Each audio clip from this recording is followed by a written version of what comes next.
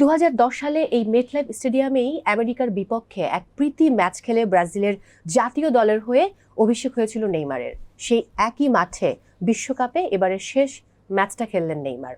130 ম্যাচে 80টি গোল, 58টি অ্যাসিস্ট নিয়ে আন্তর্জাতিক ক্যারিয়ার শেষ করলেন নেইমার এবং ব্রাজিলের আন্তর্জাতিক ম্যাচে সর্বোচ্চ গোলদাতা কিন্তু তিনি। প্রিয় দর্শক, সবাইকে ওয়েলকাম করছি টিবিএস ম্যাচ অ্যানাটমিতে। সঙ্গে রয়েছে মো।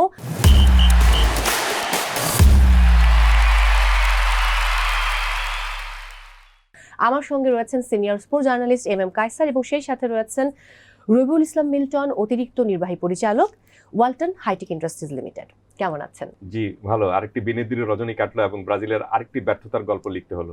হ্যাঁ, আমি সেটা দেখলাম, আপনার পোস্ট আমি দেখেছি, লেখাও দেখেছি এবং চোখ দেখে বোঝা যাচ্ছে যদিও আমাদের বিনিদ্র রজনীর সাথে চোখের জল মিলেমিশে একাকার হয়ে গেছে। আপনার কি খবর মিল্টন ভাই? আমি আসলে ভালো ফুটবলের ভক্ত সবসময়, তবে আর্জেন্টিনাকে সাপোর্ট করি আর কালকের রাতটা ভালোই কেটেছে। বাহ, মানে দানব হাল্যান্ডের ভক্ত। যাই হোক, সেই প্রসঙ্গে যাব না। আমি একদম টিপিক্যাল আর্জেন্টাইন ফ্যান, বাট আমি তার অনেক শো দেখেছি, সে খুব ভালো বলেন মানে স্পোর্টস নিয়ে। এটা হচ্ছে সবচেয়ে বড় বিষয় যে একজন কর্পোরেট মানুষ, তিনি যে স্পোর্টস নিয়ে এত জানেন, এটা খুব ভালো লাগা কাজ করে। কায়সার ভাই অনেক কথা বলছে। আমি আস্তে আস্তে আঞ্চলতির একটা ইন্টারভিউর ছোট্ট একটা ক্লিপ দেখছিলাম, সেখানে তিনি বলছিলেন যে কেন ভিনি না, কেন আসলে ব্রুনো সেই শুরুর পেনাল্টিটা করলেন। এই প্রসঙ্গ নিয়ে আপনার কাছে যদি যাই, তিনি কিন্তু অনেকগুলো কথা বলেছেন যে নেইমার ওয়াজ দ্য বেস্ট, তারপর তিনি থিয়াগোর নাম নিয়েছেন, আরো অন্য নামগুলো বলেছেন। বাট এটা বোধহয় পুরো লাখ বলবো আমরা, নাকি অনেক রকম ফল্ট ছিল কালকে ব্রাজিলের? না দেখুন, আপনি ব্রুনো যদি পেনাল্টিটা নিতে মানে ঠিক নিতে পারতেন, গোল যদি হয়ে যেত, তাহলে এই সমালোচনাগুলো উঠতো না। কিন্তু সমালোচনাগুলো উঠছে কারণটা হলো যে পেনাল্টি নেওয়ার সময় সেখানে 3 জন ছিলেন। সেই 3 জনের মধ্যে বল শেষ মুহূর্তে বল আপনার মনে হচ্ছিল যে ভিনি বোধহয় শটটা নেবেন, কিন্তু ভিনি পরে তার হাতে বলটা তুলে দিয়েছেন, ব্রুনোর হাতে বলটা তুলে দিয়েছেন। আমার কাছে মনে হচ্ছে যে এটা বড় কোনো বিষয় না। কারণটা হলো যে আপনি এটা ভিনি শট নিলেও কিন্তু আপনি হয়তো মিস হতে পারতো। পৃথিবীর অনেক বড় বড় তারকা কিন্তু আপনার পেনাল্টি শট মিস করেছেন। বিশ্বকাপে আমরা দেখেছি মেসিও মিস করেছেন। সেটা বড় বিষয় না। বড় বিষয়টা হলো যে আরো অনেক সুযোগ এসেছিল ব্রাজিলের সামনে গোল করার জন্য, আরো একেবারে 1-to-1 গোল করার সুযোগ এসেছিল। এন্দ্রিক কি করলেন? গোলকিপার একা রয়েছেন, তিনি যা শুধু উপরের দিকে ট্যাপ করলে গোল। ভাবা যায় না যে এন্দ্রিকের ওই মিসটা, তাই না? তো আপনি আরো 2-3টা গোল যেটা একদম 100% নিশ্চিত গোল হওয়ার সুযোগ ছিল, সেটা মিস করেছেন। তো এত বড় আসরে আপনি যখনই নরওয়ের মতো এত বিগ টিমের বিরুদ্ধে এই ধরনের গোলের সুযোগ পেয়ে সেটা যদি মিস করবেন, তখন তো আপনাকে ম্যাচটা হারতেই হবে। সো ব্রাজিল হেরেছে। ব্রাজিল খুব যে খারাপ খেলেছে তা কিন্তু না, তবে হল্যান্ড অবশ্যই আমি মনে করি যে প্রেসিং ফুটবলটা ব্রাজিলের তুলনায় ভালো করেছে এবং তারা সুযোগটা কাজে লাগিয়েছে। এই সুযোগটা যে কাজে লাগিয়েছে সেটা পুরোপুরি বোঝা যাচ্ছে। হাল্যান্ডের আপনার যে 2টো গোল তিনি করেছেন, এই 2টো গোলের আগে তিনি খুব সম্ভবত 2টো বা 3টা শট নিয়েছিলেন পোস্টে, এবং সেই 3টা শটের মধ্যে একটা শটে গোল এবং একটা হেডে গোল। তার মানেটা কি যে পুরো ম্যাচে তিনি এক অর্থে কিন্তু মনে হচ্ছিল যে ঘুমিয়ে রয়েছেন, কিন্তু এই ঘুমিয়ে থাকা দত্ত যখন জেগে ওঠেন তখনই কিন্তু আসল কাজটুকু করে দেন। সো ব্রাজিল এই ম্যাচে যেভাবে খেলার কথা ছিল, আপনার গোল গেটার একজন খোঁজা উচিত ছিল, তারা সেই গোল করার মতো লোক পায়নি এবং গোল মিস করেছে প্রচুর। মিডফিল্ড একেবারে দুর্বল মিডফিল্ড ছিল এবং রানিং এ আমার কাছে মনে হয়েছে যে নরওয়ের তুলনায় ব্রাজিল অনেক পিছিয়ে ছিল। বিশেষ করে শুরুর দিকে নরওয়ে যে প্রথম 15 মিনিটে যে প্রেসিং ফুটবল খেলেছে, যেভাবে আপনার হাই প্রেসিং ফুটবল খেলেছে, এত দ্রুততলয়ের সঙ্গে আটাকে গিয়েছে, এই গতির সঙ্গে কিন্তু ব্রাজিল তাল মেলাতে পারেনি। শেষের দিকে একটা চেষ্টা করেছিল, কিন্তু ওই যে প্রচুর গোল মিস। আপনাকে ইতিহাস তৈরি করতে হলে মানে কাছে পাওয়া সুযোগগুলোকে কাজে লাগাতে হয় এবং গোল করে ম্যাচ জিততে হয়। এটাই ব্রাজিলের আমি মনে করি যে এই ম্যাচে অনুপস্থিত ছিল। একেবারে এটা আমি মিল্টন ভাইয়ের কাছে চলে যাব, যেটা একটু আগে কায়সার ভাই বললেন যে ঘুমন্ত দৈত্য জেগে উঠলো। 79 মিনিটে প্রথম গোলটা করলেন হাল্যান্ড, ঠিক 11 মিনিট পর কিন্তু আরো একটি গোল। সো কি দুঃখজনক, মানে এটা নাও হলেও পারতো, মানে এটা আসলে ভাবা যায় না। ব্রাজিলের একনিষ্ঠ সাপোর্টার। ঠিক আছে, আমরা কয়েকজন মিলে খেলা দেখছিলাম, তো গতকাল আমার বাসায় গেস্ট ছিলেন, তো ওরা হাল্যান্ডের নাম শুনে কিন্তু কখনো ওইভাবে খেলা দেখেনি। তো ওরাই আমাকে বলছিল, মিল্টন ভাই বারবার সবসময় হাল্যান্ডের এত নাম শুনি, ও তো কিছুই খেলছে না। তাই বললাম যে সময় মতো খেলবে, দেখবেন। তা ঠিকই ও সময় মতো 2টা সুযোগ কাজে লাগিয়েছে। আর কায়সার ভাই যেটা বললেন যে ব্রাজিলের 2টা জায়গাকে আমি দুর্বলতা মনে করবো, যে বল পজিশনসে কিন্তু অনেক পিছিয়ে ছিল। 63% আর 34% এটা ব্রাজিলের সাথে যায় না। আমি মনে করেছিলাম জাপানের সাথে সেকেন্ড হাফে যে গেমটা খেললো, আমার মনে হয়েছিল যে এবার ব্রাজিল ফাইনাল রেসে আছে, কিন্তু সেই তার ছিটেফোঁটা আমরা পেলাম না। আরেকটা জায়গায় যেটা বললেন যে সুযোগ অপরচুনিটি নষ্ট করা, এন্ড্রিক যে অপরচুনিটি নষ্ট করেছে, এটা আসলে ওর কাছ থেকে আশা করাই যায় না। যদি সোজাসুজি বারে মারতো, সেটা উপর থেকে হোক বা ওকে ক্রস করে গিয়ে যদি চেষ্টা করতো, আমার মনে হয় এটা বেটার ছিল, কিন্তু একেবারে বাইরে বার পোস্টের বাইরে দিয়ে বল মেরে দিয়েছে। আর একটা আপসেট ওদেরকে বোধহয় সারা ম্যাচেই ক্যারি করেছে, পেনাল্টি মিসটা। আমার কাছে মনে হয় যে ওখানেই না ছন্দপতনটা হয়ে গেছে। এক্স্যাক্ট, সারা ম্যাচ এটাকেই ক্যারি করেছে ওরা মানসিকভাবে। আর ইয়ের কাছ থেকে, নরের কাছ থেকে এত ভালো ফুটবল আমি আশা করি নাই। আমি যদিও আমি যখন শো করছিলাম তখন হয়তো বলেছি যে হ্যাঁ, হাল্যান্ড একটা অনেক বড় হুমকি হবে ব্রাজিলের জন্য, কারণ এবারে বিশ্বকাপ যখন তিনি শুরু করলেন, ফার্স্ট ম্যাচে জোড়া গোল, সেকেন্ড ম্যাচে জোড়া গোল, তারপরে তিনি কিন্তু খুব ভালো ফর্মে রয়েছেন এবং তার হাইট নাম্বার 9, একজন চমৎকার নাম্বার 9 তিনি। সব মিলিয়ে মনে হচ্ছিল যে ডিফিকাল্ট হবে, বাট যেই ম্যাচটা জাপানের সঙ্গে সেকেন্ড হাফে খেলেছে, আপনি যেটা বললেন, ওখানে মনে হচ্ছিল যে না, আনচেলত্তি কিছু একটা করবেন, হয়তো হাইড্রেশন ব্রেক বলি বা হাফ টাইমের আগে যে ব্রেকটা পাবে তখন হয়তো গিয়ে একটা প্ল্যানিং এ তারা আসবে এবং সুন্দর ফুটবল খেলবে, আশা করেছিলাম। সেই জায়গাটা মিসিং। এবং আমার কাছে মনে হয় কাইসাফা, যেটা ভাইও মেনশন করলেন, পেনাল্টির গোলটা যদি হতো তাহলে তারা আত্মবিশ্বাসী হতো, ওখানে কিছুটা মানসিকভাবে হয়তো নরওয়ে পিছিয়ে পড়তো, ওই জায়গাটাতেই না গেমটা মানে টার্ন অফ হয়ে গেছে। আমি একটু অন্যভাবে দেখতে চাই, সেটা হলো যে পেনাল্টি মিসের কারণে আপনি এত লম্বা সময় দুঃখটা কেন বয়ে বেড়াবেন, বরঞ্চ আপনি যদি একটা গোল হজম করে ফেলতেন সেখানে আপনি আরেকটু বেশি পিছিয়ে থাকতেন। কারণ এই ধরনের ম্যাচে একটা গোল হজম করা মানেটা হলো যে আপনাকে 2টো গোল করতে হবে, ম্যাচে জিততে হলে 2টো গোল করতে হবে, তখন আপনার কাজটুকু বেড়ে যাচ্ছে।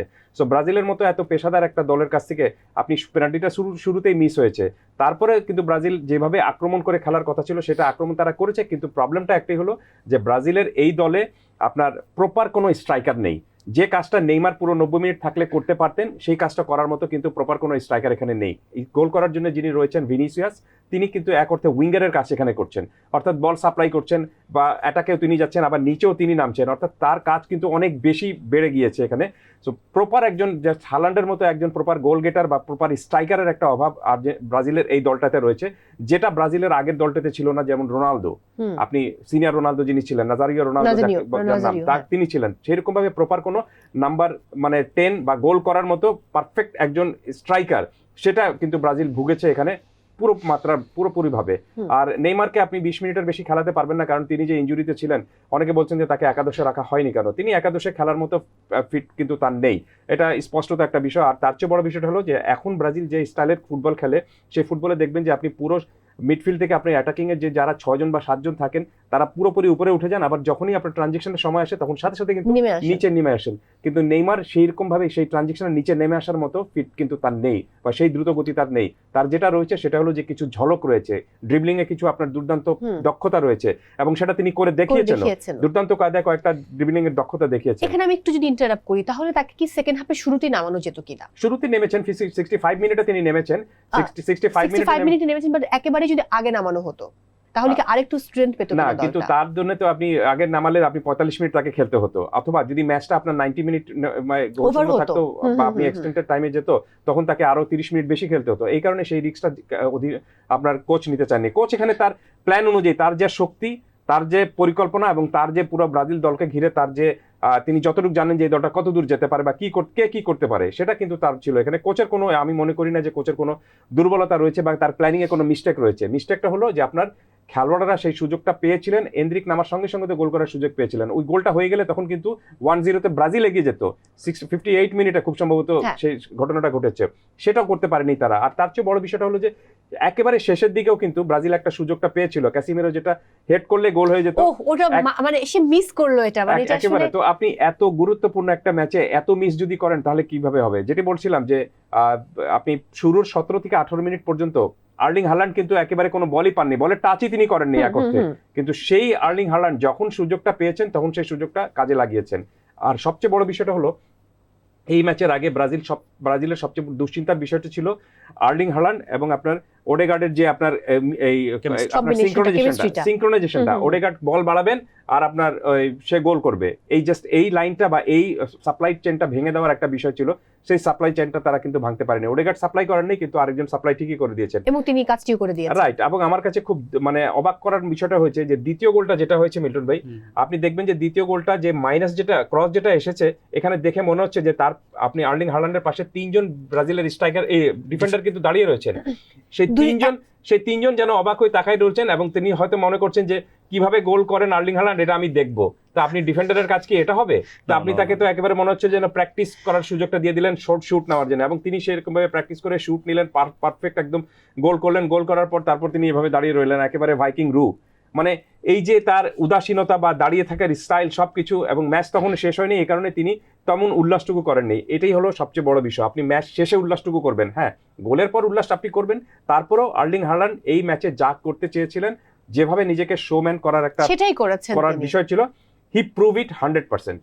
না ঠিক আছে, আপনি যেটা বললেন আর্লিং হাল্যান্ড একদম, আমি রিপ্লেতে পরে দেখলাম যে 3জন বা 2জন যে সামনে ছিল একদম দাঁড়িয়ে তাকিয়ে থাকার দেখার এবং মতো, একজন ঠিক পায়ের মাঝখান দিয়ে চলে গেল একদম বলটা। আরাম করে পজিশন নিয়ে এসে বলটা কিক পাস করলেন, করলেন। হ্যাঁ, এবং kick এই উদযাপনের কথা যেটা বললেন, মানে আর্লিং হাল্যান্ডের উদযাপনটা এরকম ছিল যে আমাকে মারতে দিয়েছে, আমি কি করব, এটাই আমার কাজ, বিষয়টা এরকম ছিল। বা এমন হতে পারে যে দিস ইজ আই, মানে আমি এটাই, এই যে আমি পুরো পৃথিবীর কাছে, আমি পুরো পৃথিবীর কাছে প্রমাণ দেখলে করলাম। মনে হয় যে সে একটা মানে এলিয়েন। না আপনি অবশ্যই আপনি ইংলিশ প্রিমিয়ার লিগে হাইয়েস্ট গোলদাতা কয়েক মৌসুম জুড়ে, তো হ্যাঁ। এটা তো ফ্লুক না। এবং Right. এই খেলোয়াড়টা যে আপনি যে কোনো মুহূর্তে খেলার গতি চেঞ্জ করে দিতে পারেন, চিত্র বদলে দিতে পারেন, রং বদলে দিতে পারেন, ম্যাচ ঘুরিয়ে দিতে পারেন, সেটা কিন্তু তিনি প্রমাণ করে দেখিয়েছেন 100%।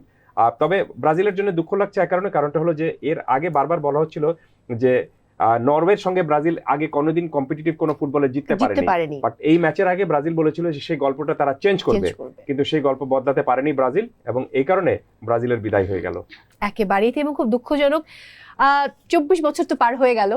সো কি মনে হয় আসলে ব্রাজিল কি ঘুরে দাঁড়াতে পারবে? তাদের স্কোয়াডে যে প্লেয়ার রয়েছে সেটা থেকে মনে হয় না যে 2030-এও যদি ওই রকম কোনো প্লেয়ার এখানে ইনক্লুড না হয়, তাহলে ব্রাজিল তাদের যেই নাম বা তারা বলে থাকেন যে 5 বারের বিশ্ব চ্যাম্পিয়ন, সেই ধারা তারা অব্যাহত রাখতে আমার কাছে পারবে। মনে হয়েছে যে এটা একটা ছন্দ পতন। ব্রাজিল রাইট ট্র্যাকে ছিল জাপান ম্যাচের থেকে আমরা বলতে পারি। আনচেলত্তি যেহেতু এসেছে 1 বছর কাজ করার সময় পেয়েছে, আমার মনে হয় যে 4 বছর বা 3 বছর কাজ করার সুযোগ পেলে এই টিমটাকে সে গড়ে তুলবে। কারণ আপনি জানেন যে আনচেলত্তি চ্যাম্পিয়ন্স লিগের সবচেয়ে বেশি শিরোপাধারী একজন কোচ, এবং ডন বলা হয় তাকে। তো সেই জায়গা থেকে আমার মনে হয় যে 2030 সালের জন্য ভালো একটা টিম সে বা স্কোয়াড একটা সে গঠন করবে হোপফুলি। এই বিশ্বকাপের আগে আপনি সবচেয়ে বেশি ব্রাজিলকে কেন্দ্র করে বা ব্রাজিলের সমর্থক যারা তারা বলছিলেন যে হেক্সা মিশন, মানে 6 বারের মতো বিশ্বকাপ জিতবো, তাদের আপনার জার্সিতে 5টা স্টার রয়েছে, আরেকটা স্টার বসাবো, অর্থাৎ 6 মানে ব্রাজিলের পর্তুগিজ ল্যাঙ্গুয়েজ এটাকে হেক্সা বলা হয়। তো আমার মনে হয় যে ব্রাজিল আসলে একটা হেক্সা ঠিকই পেয়েছে, সেটা হলো যে গত 6 বার কিন্তু ব্রাজিল বিশ্বকাপ জিততে পারেনি। তো হেক্সাটা হয়েছে কিন্তু এক অর্থে উল্টো দিক থেকে হয়েছে ঠিক। তো ব্রাজিলকে বিশ্বকাপ জিততে হলে কি করতে হবে সেটা কিন্তু ব্রাজিলের জন্য নতুন কোনো বিষয় না। ব্রাজিল বিশ্বকাপ সবচেয়ে বেশি জিতেছে এবং এই সবচেয়ে বেশি ব্যর্থও হয়েছে। সো সেই ব্যর্থতা কাটিয়ে উঠে ব্রাজিলের যে জিনিসটা হবে সেটা হলো যে আপনাকে এজিং ফুটবলার দিয়ে আপনি বিশ্বকাপ জিততে পারবেন না। এজিং মিনস আপনি যে খেলোয়াড়রা একটু বয়স্ক হয়ে গিয়েছেন বা আপনার মিডফিল্ডে যারা দৌড়ানোর ক্ষমতাটুকু একটু কম রাখেন, মানে মিডফিল্ডে উপরে উঠে সাথে সাথে নিচে নেমে যে ট্রানজিশনের যে বিষয়টা রয়েছে, এটা যারা যে দলের সবচেয়ে ভালো সেই দলকে কিন্তু আপনার সবচেয়ে দুর্ধর্ষ দল মনে হবে। সো ব্রাজিলের এই দলটায় আমি মনে করি যে মিডফিল্ডে যারা ছিলেন, ক্যাসিমেরো, আপনি ব্রুনো গুমেরেজ আগের ম্যাচে খুব ভালো করেছিলেন, কিন্তু এই ম্যাচে তিনি কিন্তু পুরোপুরি পরাস্ত হয়েছেন। আর তার চেয়ে বড় পরাস্ত হয়েছেন আপনি গ্যাব্রিয়েল, যিনি আপনার ডিফেন্ডার। এই ম্যাচটাকে বলাই হচ্ছিল যে গ্যাব্রিয়েলের সঙ্গে হাল্যান্ডের একটা প্রতিযোগিতা হবে, লড়াই হবে, তাদের দ্বন্দ্ব রয়েছে, কারণ আর্সেনালে তিনি খেলে থাকেন এবং ম্যান সিটিতে খেলেন আপনি হাল্যান্ড, এবং তারা যখন আপনি ইংলিশ প্রিমিয়ার লিগে মুখোমুখি হতেন তখন তারা এক অর্থে কিন্তু তাদের একটা ডুয়েল হতো, একটা দ্বৈত লড়াই হতো। সেই লড়াইয়ে অনেক সময় আপনি গ্যাব্রিয়েল জিততেন, কোনো সময় আপনি হাল্যান্ড জিততেন, কিন্তু এখানে অল ইম্পর্টেন্ট ম্যাচে সেখানে আমি দেখছিলাম যে হেড করে যখন বল জালে দিয়েছেন আপনার এই হাল্যান্ড, তখন মাটিতে পড়ে রয়েছেন গ্যাব্রিয়েল। জাস্ট এই ছবিটাই বলে দিচ্ছে যে এই ম্যাচের চিত্রটা কি ছিল। একেবারেইতে আমি আলাদা করে নেইমারের প্রসঙ্গে যাব, যেটা ইন্ট্রোডাকশনে বলছিলাম যে 130 ম্যাচে আন্তর্জাতিক 80টি গোল 58টি অ্যাসিস্ট দিয়ে কিন্তু তার এই ক্যারিয়ার তিনি শেষ করলেন, আন্তর্জাতিক ক্যারিয়ার। তার সম্পর্কে আপনার কি বলার আছে? না দেখুন, এই ম্যাচের শেষে আমি অনেকের কান্না দেখছিলাম, ব্রাজিলের কান্না দেখছিলাম, দর্শকরা কাঁদছেন, গ্যালারিতে অনেকে বাচ্চা অনেকে কাঁদছে, মাঠে কাঁদছেন অনেকে। তবে সবচেয়ে বেশি আমার এই কান্নাটা ছুঁয়ে গিয়েছে নেইমারের যে মানে কষ্টটা, কারণ এই কষ্টের তিনি বিশ্বকাপটা দেখেছেন, কষ্ট দিয়ে শুরু হয়েছে এবং কষ্ট দিয়ে বিশ্বকাপ তার শেষ হয়েছে। কোনো বিশ্বকাপে তিনি দলকে জেতাতে পারেননি, একটা বিশ্বকাপে তিনি অধিনায়কও ছিলেন, সেই বিশ্বকাপে ভয়াবহভাবে তার দল হেরেছিল এবং সেটা ব্রাজিলের মাটিতেই হয়েছিল। ওই ইনজুরি কিন্তু তার লাইফটাকে রাইট, বড় একটা ইনজুরি, কলম্বিয়ার বিরুদ্ধে একটা ম্যাচে বড় ইনজুরিতে তিনি পড়েছিলেন। সেই ইনজুরির পরে কিন্তু আর তাকে সেরকম ভাবে ফ্লাম্বয়েড দেখা যেতে পারেনি, যদিও ক্লাব ফুটবলে তিনি দুর্দান্ত পারফরমেন্স করেছেন, জাতীয় দলের হয়ে সবচেয়ে বেশি গোলও করেছেন এবং দেখুন এই ম্যাচেও বড় ভূমিকা রেখেছেন এবং তার ক্যারিয়ারটা শেষ করেছেন কিন্তু ব্রাজিলের হয়ে শেষ গোল করে। পেনাল্টিতে গোলটা সময়টা এসেছে, কিন্তু তারপরে শেষ গোল করেছেন। তো তার বিদায়টা আরো সুখকর, আরো সুন্দর এবং আরো দুর্দান্ত হতে পারতো। তিনি যদি হাসি নিয়ে চলে যেতে পারতেন, তার লাস্ট ডান্সটা যদি আপনি সত্যিকার অর্থে একটা মানে আনন্দ মুখর ভাবে হতো, তাহলে আমার কাছে মনে হচ্ছে যে এই গ্রেটের বিদায়টা খুব একটা মানে পারফেক্ট একটা বিদায় হতো। তো চোখের জল নিয়ে তিনি বিদায় নিয়েছেন, কোনো সন্দেহ নেই। এরকম বিদায় মানে নেইমারের কাছ থেকে অন্তত এরকম বিদায় আমি অন্তত দেখতে চাইনি। কারণটা হলো যে তিনি আসলে মানে one of the best footballer in আর্থ। তিনি যখন বল নিয়ে দৌড়ান, যে ড্রিবলিং করেন এবং তার যে ফুটবল সেন্স, এটা সত্যিকার অর্থে তখন মনে হয় যেন তিনি বল নিয়ে যে ড্রিবলিংটা করেন দেখে মনে হয় যেন বোধহয় প্রজাপতি বল নিয়ে দৌড়াচ্ছে। আর সেই সৌন্দর্যটা বা সেই উপভোগ বা আনন্দময় সময়টা ফুটবলে অন্তত দেখতে পাবো না আমি, ইন্টারন্যাশনাল ফুটবলে। সেই কষ্টটুকু তো আমার কিছুটা থাকবে। ডেফিনেটলি। আপনি কিছু অ্যাড করতে চাইবেন কিনা? আমি আসলে আর্জেন্টিনার ফ্যান হলেও নেইমারের ভক্ত বলতে পারেন, কারণ বার্সেলোনার ভক্ত হওয়ার কারণে মেসির সাথে খেলতো সুয়ারেজ এবং নেইমার, যার কারণে নেইমারের আমি বেশ ভালোই ভক্ত বলতে পারেন। সেই ক্ষেত্রে সেই জায়গা থেকে নেইমারের কান্নাটা তো ডেফিনেটলি কষ্ট দিয়েছে, সত্যিকার অর্থে কষ্ট দিয়েছে। আবার একটা জায়গায় একটু আমি কষ্ট পেয়েছি, খারাপ লেগেছে, সেটা হচ্ছে নেইমার পেনাল্টির গোল করার পরে নিলান্ডের সাথে গিয়ে মানে ওনারের গোলকিপারের সাথে যে আমার মনে হয় তর্ক এবং বাজে বিহেভিয়ার, যে বাজে এক্সপোজটা করেছে, এটা আসলে আমার কাছে ইনম্যাচিউরড মনে হয়েছে নেইমারের এই পর্যায়ে এসে। না, এটা আরেকটা কারণটা ছিল, কারণটা হলো মানে নেইমার যখন বল স্পটে বসাচ্ছিলেন তখন নেইমারকে নিলান্ড একটু মানে আপনার মনটা অন্যদিকে করার জন্য বা তাকে একটু উত্তেজিত করার একটা চেষ্টা করেছিলেন, কথাবার্তা দিয়ে একটা কথাবার্তা বলছিলেন এখানে। আমি মনে করি যে এখানে রেফারির একটা ভূমিকা নেওয়া উচিত ছিল। কারণটা হলো যে এখন ফুটবলে যে নিয়মটা আপনার চালু হয়েছে যে মুখ চেপে কারোর সাথে কথা বলা যাবে না, তো তখন আপনি কেউ যখন পেনাল্টি শট নিতে আসবে তাকে আপনি যখন কোনো ধরনের কথাবার্তা বলবেন বা উস্কানি দিবেন বা ইট করবেন, সেটাও নিয়ে কিন্তু রেফারির একটা ভূমিকা নেওয়া অবশ্যই উচিত ছিল। তবে নেইমারের মতো আমি মিটন ভাইয়ের সাথে পুরোপুরি একমত, এই ধরনের ঘটনা ঘটবে, আপনাকে উত্তেজিত করার মতো আচরণ করবেই প্রতিপক্ষ, আপনি কুল থাকবেন এবং আপনার কাজটুকু কি, আপনার কাজটুকু তখন দলকে জেতানো, যে কোনো মূল্যে আপনার কিন্তু ম্যাচে সমতা আনা। এই কারণে নেইমারের উচিত ছিল যে গোল তিনি করেছেন, গোল করে উল্লাসও খুব একটা যে করেছেন তা কিন্তু না, তারপরে একটা হালকা উল্লাস করেছেন, কিন্তু সেই তর্কে তার জড়িত না থেকে তার উচিত ছিল যে যত দ্রুত আপনি সেন্টারে যেন বল বসানো যায়, কারণ তখন প্রত্যেকটা সেকেন্ড কিন্তু তার জন্য অনেক মূল্যবান। এক্স্যাক্টলি। এই ম্যাচ থেকে বের হয়ে আসি, কারণ ব্রাজিল বিদায় নিয়েছে, কিছু করার নেই, তাদেরকে আরো 4 বছর অপেক্ষা করতে হবে যদি কিছু করতে হয়। তাহলে চলে যাব মেক্সিকো এবং ইংল্যান্ডের ম্যাচে। হ্যারি কেইন পুরো টুর্নামেন্ট জুড়ে কিন্তু দারুণ খেলছেন তিনি, অন্যদিকে মেক্সিকো অসাধারণ খেলেছে। জেমিনেজের কথা আলাদা করে বলতে হবে, কি বলবেন? মেক্সিকো বল পজিশন অনেক কম ছিল, বাট লাস্ট আধা ঘন্টার কথা যদি আপনি বলেন, লাস্ট আধা ঘন্টায় আমার মনে হয় যে 2-3টি গোল হয়ে যাওয়ার সম্ভাবনা মেক্সিকোর পক্ষে ছিল। বাট সেই জায়গাটা ইংল্যান্ড 10 জনের দল নিয়েও যে পারদর্শিতা দেখিয়েছে, পুরো ডি বক্সকে পুরো একেবারে ব্লক করে, এটা আসলে আপনি 10 জনের ইংল্যান্ডকেও বাহবা দিতে হবে, আবার মেক্সিকো যে হেরেছে, হারার পরেও তাদেরকে বাহবা দিতে হবে যে তারা অসাধারণ খেলে হেরেছে। একেবারেই তাই। বেলিংহামের 2টো গোল দুর্দান্ত ছিল, পেনাল্টিতে গিয়ে গোল করলেন হ্যারি কেইন। অন্যদিকে যদি আমি একটু জেমিনেজের দিকে তাকাই, সেই গোলটিও কিন্তু পেনাল্টির গোল ছিল। সো কেমন দেখলেন এই ম্যাচ?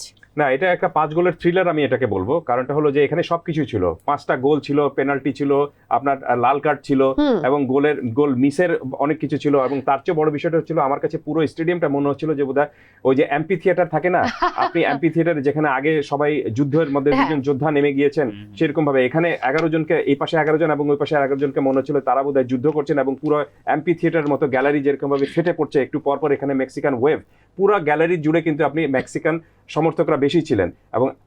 এবং তার চেয়ে বড় বিষয়টা হলো যে অ্যালটিটিউডের উপর এখানে খেলা হয়েছে, যে উচ্চতায় খেলা হয়েছে, এই উচ্চতায় বা এই আবহাওয়ার সঙ্গে কিন্তু ইংল্যান্ড খুব একটা হ্যাবিচুয়েটেড না, তারপরও তারা এখানে খেলেছে এবং যে পারফরমেন্স করেছে তাতে তাদেরকে মনে হচ্ছে যে আসলে শিরোপার কন্টেন্ডার তারা হতে পারে এখন পর্যন্ত এখানে তারা যে ফুটবলটা খেলেছে। কারণ এত বিরুদ্ধ পরিবেশের মধ্যে এবং বিরুদ্ধ পরিস্থিতিতে আপনি যখনই ভালো ফুটবল খেলবেন এবং ম্যাচ জিতে বেরিয়ে আসতে পারবেন, তার মানেটা হলো যে আপনি সত্যিকার অর্থে কিন্তু এই মানে এইভাবে খেলার দাবিদার বা এইভাবে খেলার যোগ্যতর দল। আর এই ম্যাচে যেটা বললাম যে বেলিংহাম আপনি যখনই 2টো গোল করেছেন, এবং 2টো গোল করেছেন খুব সম্ভবত 2 মিনিটের ব্যবধানে, 36 এবং 38। 36 মিনিটে প্রথম গোল করেছিলেন, পরে 38 মিনিটে আরেকটা গোল তিনি করেছেন।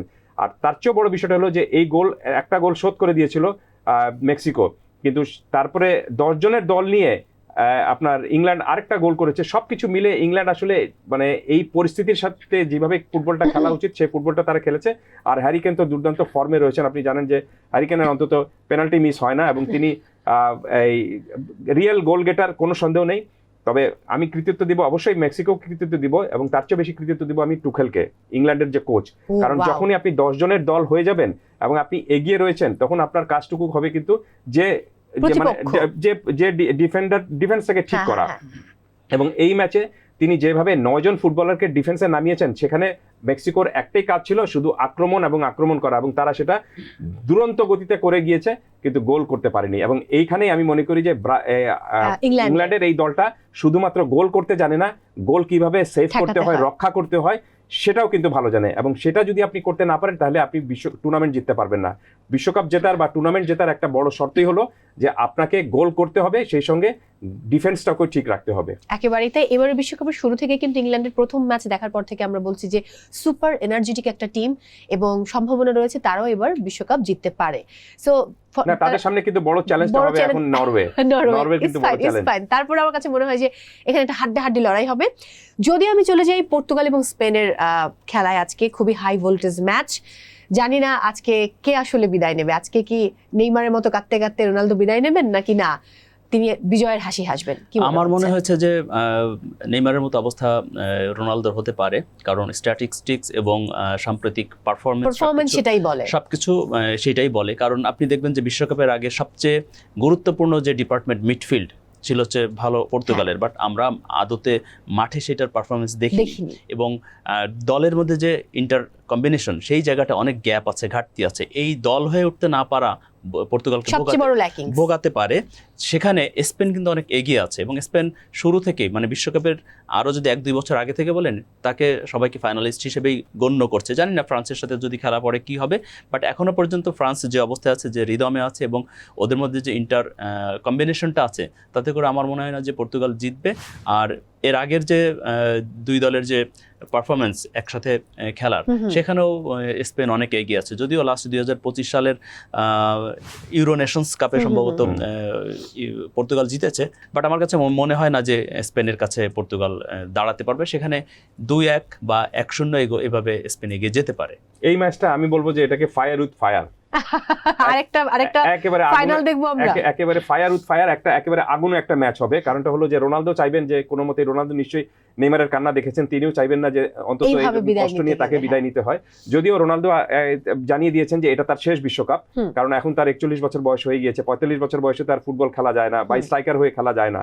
আপনি 45 বছর বয়সে ফুটবল খেলেছেন অনেকে, কিন্তু কয়েক মিনিটের জন্য খেলেছেন, পুরো 90 মিনিটের জন্য না। তো সবকিছু মিলে আমার কাছে মনে হচ্ছে যে এই ম্যাচটা খুবই একটা আগুনে উত্তাপ একটা ম্যাচ হবে, এবং খুবই কম্পিটিটিভ একটা ম্যাচ হবে। বাট আমি আশায় রয়েছি, সেটা হলো যে এখন পর্যন্ত আমি যে ফুটবলার কাছ থেকে এই বিশ্বকাপে সেরা পারফরমেন্স দেখার জন্য অপেক্ষা ছিলাম, তার কাছ থেকে এখন পর্যন্ত পাইনি, লামিনী ইয়ামাল। আমার কাছে মনে হচ্ছে যে তিনি হবেন নেক্সট সুপারস্টার। সুপারস্টার অলরেডি তিনি হয়ে গিয়েছেন, বা বার্সেলোনা যেভাবে তিনি খেলেন, স্পেনের যেভাবে খেলেন। তবে বিশ্বকাপের মতো আসলে প্রথমবারের মতো খেলতে এসেছেন, এখন পর্যন্ত এখানে গোল করেছেন, কিন্তু তারপরেও ওভারঅল তার কাছ থেকে যেরকম একটা ম্যাচ জয়ী পারফরমেন্সের একটা তাগিদ আমি অনুভব করছি, সেটা আজকে আমার মনে হয় যে ডেলিভার দেওয়ার জন্য আজকে বেস্ট সময়টা। সো আজকেও আমার কাছে মনে হচ্ছে যে এই ম্যাচটায় আমরা নেইমারের মতো রোনালদোর কান্না দেখবো, তার খুব সম্ভবত এটা লাস্ট ডান্স এই বিশ্বকাপে। আর স্পেন যদি আগের ম্যাচে যে স্পিড দিয়ে তারা মানে খেলেছে, যে স্পিডটা তারা দেখিয়েছে, এবং যে দুর্দান্ত একটা তাদের কম্বিনেশন, যেটা মিডফিল্ডের সঙ্গে একই সাথে আধুনিক ফুটবল, মিডফিল্ডের সঙ্গে যে আপনার আক্রমণ ভাগের যে একটা সিনক্রোনাইজেশন, এই সিনক্রোনাইজেশনটা যদি সুন্দর একটা ধ্রুপদী হতে পারে, তাহলে দেখবেন যে আপনি এই আক্রমণের সামনে পর্তুগালের ডিফেন্স খুব সম্ভবত নড়ে চলে যাবে। তারপরেও আমি আশা করছি যে এই ম্যাচটা যেন কম্পিটিটিভ হয়, এক পেশে না হয়। কারণ রাত জেগে খেলা দেখবো, সেটা যদি এক পেশে ম্যাচ হয়, তাহলে আনন্দটুকু লাগবে না। আমার মনে হয় আপনি ইয়ামালের কথা যেটা বললেন, আর্জেন্টিনার ক্ষেত্রে যেটা হচ্ছে, এক মেসি যেভাবে টেনে নিয়ে যাচ্ছে, সেখানে আলভারেজ এবং মার্টিনেজ কিন্তু অনেক পিছিয়ে আছে। আর স্পেনের ক্ষেত্রে আবার উল্টো, যেখানে ইয়ামালের উপর সবাই ডিপেন্ড, সেখানে ওলমো, পোরো এবং ওয়ারসাবাল, এরা যেভাবে খেলছে, আমার মনে হয় ইয়ামাল না করলেও এরা সে এগিয়ে দিবে দলটাকে। ঠিক রাইট। এই কারণে আপনি দেখেন এই তিনজনের সঙ্গে যদি ইয়ামালও যদি তার খেলাটা দেখাতে পারে, তাহলে তো এই দলটা আনবিটেবল দল হয়ে যাবে। এই কারণে আমার কাছে মনে হচ্ছে যে সবকিছু মিলে যেভাবে পুরো বিশ্বকাপটা যাচ্ছে, তাতে স্পেন বা ফ্রান্স, এই 2 দলের কোনো একটা দল যদি বিশ্বকাপ চ্যাম্পিয়ন না হয়, তাহলে আমার প্রেডিকশন হয়তো ভুল হবে। আমার কাছে মনে হয় যে ফ্রান্সের হওয়া উচিত। এত দারুণ টিম নিয়ে যদি এবারও তারা বিশ্বকাপে হেরে যায়। ফ্রান্সের সামনে সবচেয়ে বড় প্রতিপক্ষ হচ্ছে কিন্তু মরক্কো। সো সেখানে মরক্কো দুর্দান্ত ফর্মে রয়েছে, কিন্তু ফ্রান্সের কথা ভুলে গেলে হবে না যে সেখানে রয়েছে এমবাপ্পে, সেখানে রয়েছে ওসমান ডেম্বেলে, সেখানে রয়েছে মাইকেল ওলেসে। সো ভাবা যায় না আসলে বার্কোলাকে কেন বাদ দিবেন আপনি? ভাগ্য, হ্যাঁ এটা ট্রু, সেটাই কেন বাদ দিব। প্রিয় দর্শক, এই মুহূর্তে আমরা স্ক্রিনে চোখ রাখবো, দেখে নেব স্পেন এবং পর্তুগাল এই দুটো টিমের সম্ভাব্য লাইন আপ এবং ফরমেশন কি হতে পারে।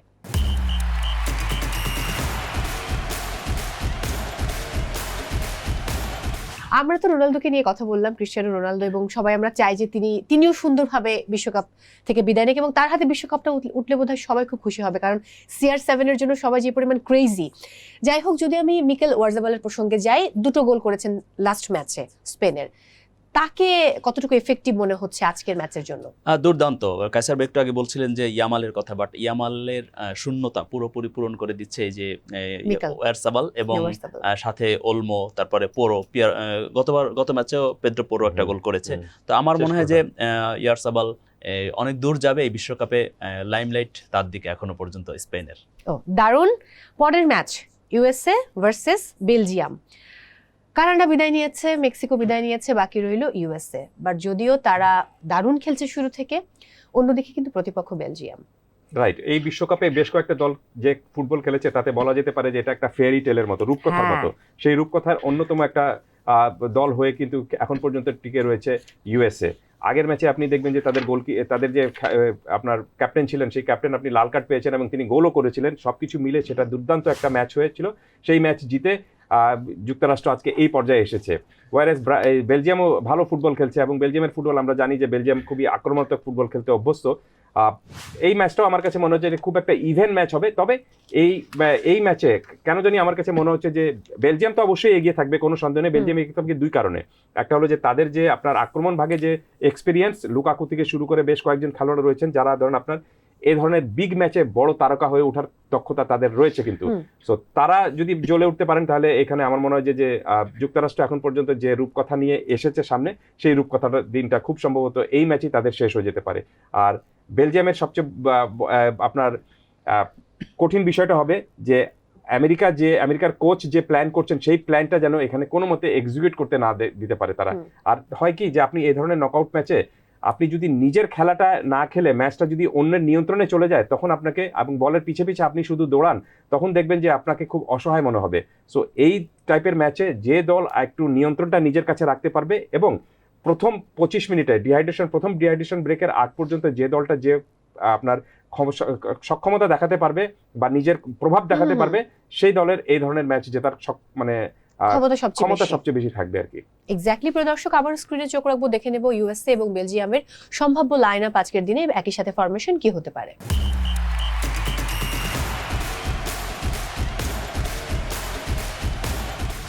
আলাদা করে যদি আমি একটু প্লেয়ার প্রসঙ্গে যাই, যে USA ক্রিশ্চিয়ান পুলিসিস, তাকে কেমন দেখছেন? সে ভালো করছে, কিন্তু আমার কাছে মনে হয় যুক্তরাষ্ট্র তাদের হোম অ্যাডভান্টেজটা ভালো পাবে। ডেফিনেটলি শুরু থেকেই পাচ্ছে সেটা। হ্যাঁ, শুরু থেকে পাচ্ছে সেটা। আবার বেলজিয়ামের কথা যদি বলেন, বেলজিয়ামের সাথে যুক্তরাষ্ট্রের যে মানে কি বলে 2 দলের মধ্যে যে খেলা, সেখানে বেলজিয়াম অনেক এগিয়ে আছে। যদিও গত 2 আসরের বেলজিয়ামকে এবার ওইভাবে পাওয়া যাচ্ছে না আমার মতে। তারপরে বেলজিয়াম শক্তিশালী দল, কারণ তাদের দলে আছে ডি ব্রুইনা, লুকাকু। এরা যদি সঠিকভাবে তাদের গতিপথ ঠিক রাখে, আমার মনে হয় না যে হোম অ্যাডভান্টেজ পেলেও যুক্তরাষ্ট্র জিততে পারবে। ওকে, ইউরি টিলেমান্স বেলজিয়ামের দুর্দান্ত খেলছেন, এইবার খুব ভালো ফর্মে রয়েছেন। 4 ম্যাচে 2টা গোল এবং অ্যাসিস্টও এক্সেলেন্ট দেখাচ্ছেন। তবে এটা অল ইম্পর্টেন্ট ম্যাচ। আপনি আগের ম্যাচের পারফরমেন্স তেমন কাজে লাগবে না যদি আপনি গিভেন ডেতে যদি ভালো পারফরমেন্স করতে না পারেন। তারপরও তিনি ম্যাচ উইনার এবং সেই ম্যাচ উইনারের ভূমিকাটা যদি আজকে এই ম্যাচেও রাখতে পারেন, তাহলে আমেরিকার জন্য কিন্তু কপালের দুর্ভোগ রয়েছে। ওকে, কি মনে হচ্ছে, মানে কত ব্যবধানে জিততে পারে? 2-0 or 2-1 in favour of Belgium. আমার কাছে মনে হয় যে 2-1 বেলজিয়াম জিতবে, এবং যদি কোচ পচেত্তিনো মানে স্পেশাল কোনো টোটকা যুক্তরাষ্ট্রকে দিতে না পারে, তাহলে পস্তাতে হবে। আরে বাবা, মানে আর্জেন্টিনা সাপোর্টার বলে যাচ্ছে, কোচও তো আর্জেন্টাইন। যাই হোক, অনেক ভালো থাকুন। Thank you so much for coming. বিদায় নিচ্ছি আমি। প্রিয় দর্শক, সময় হয়েছে আজকের মতো বিদায় নেবার। আপনারা দেখছিলেন TVS ম্যাচ অ্যানাটমি। দেখা হচ্ছে আগামীকাল একই সময়ে। সবাই অনেক ভালো থাকুন, খেলা দেখুন, মনকে ভালো রাখুন।